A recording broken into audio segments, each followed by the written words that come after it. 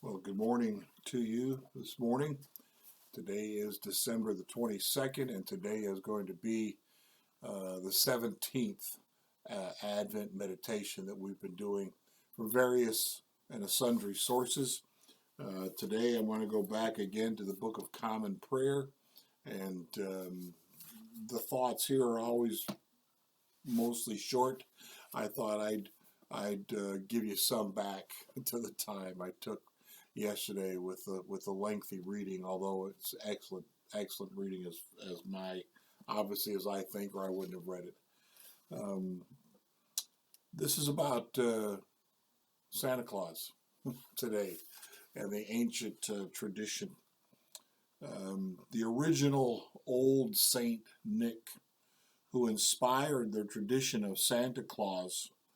Nicholas was bishop of Myra in 4th century Turkey. Little is known about his life except that he entrusted himself to Jesus at an early age, and when his parents died, gave all their possessions to the poor.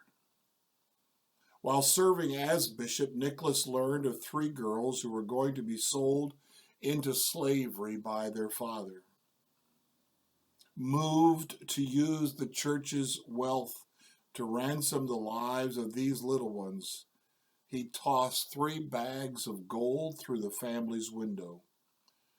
We recall this ancient Christmas gift even as we remember that 1.2 million children are trafficked each year in the global sex trade today. Oh Lord, let my soul rise up to meet you as the day rises to meet the sun. He gave his possessions to the poor. Well, his parents' possessions, but they died and obviously were left to him.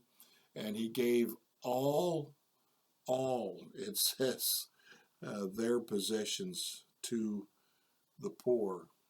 Sounds very much what Jesus requested of that person we refer to as a rich young ruler,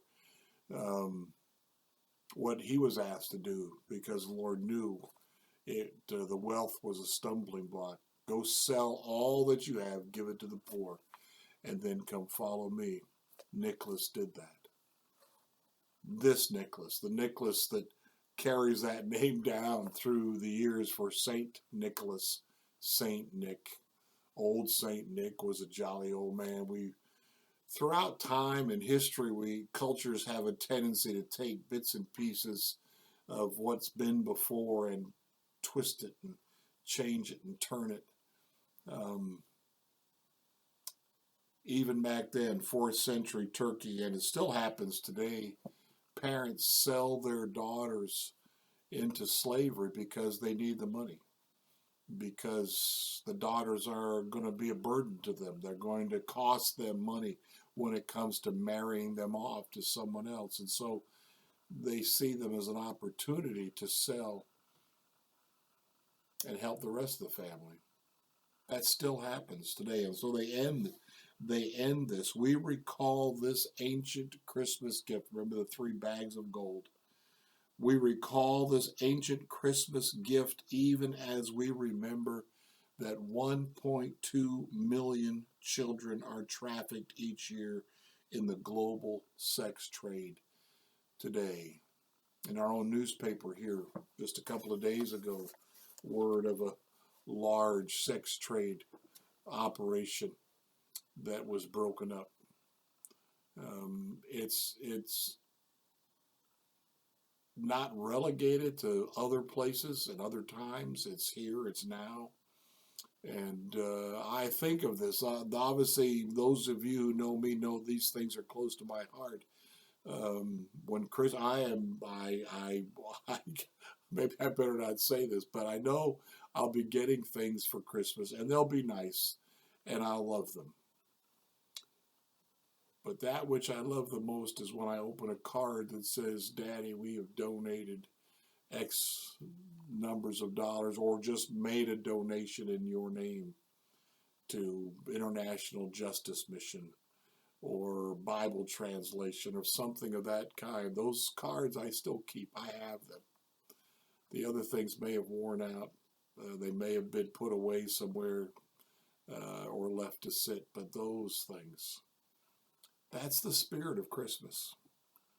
That's the spirit of Christmas. We are remembering God coming in the flesh, taking on flesh, and giving up everything, just like he asked that rich young ruler to do.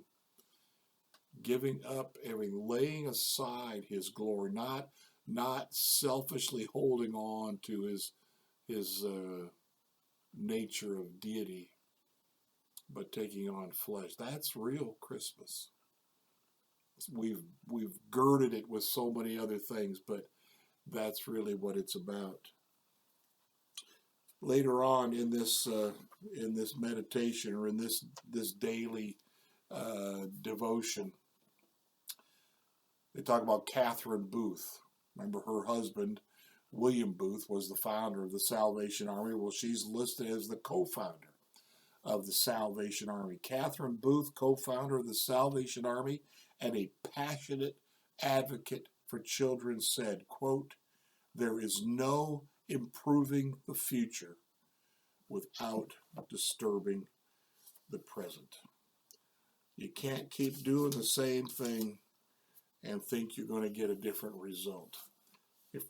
If we're going to change the future, if things are going to be different, then we've got to get involved right now and change things, do things that will impact that outcome and change that outcome. At this time of Christmas, I know we're lamenting a lot of different things, but these can be things that we take and use for change in our lives, to recognize what our real value system is as things are different.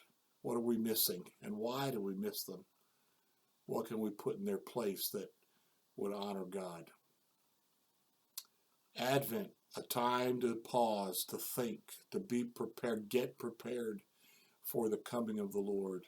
Not only for that first one and just a time on the church calendar to focus in on that story that only covers a few chapters when you put Luke and Matthew together, and yet we make a huge importance out of it because it is important.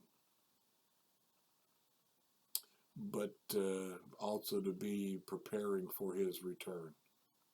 Let's do that. Let's live that way. This day and every day. Don't just keep Christ in Christmas. Keep Christ in every day, every part of our lives. Have a blessed day.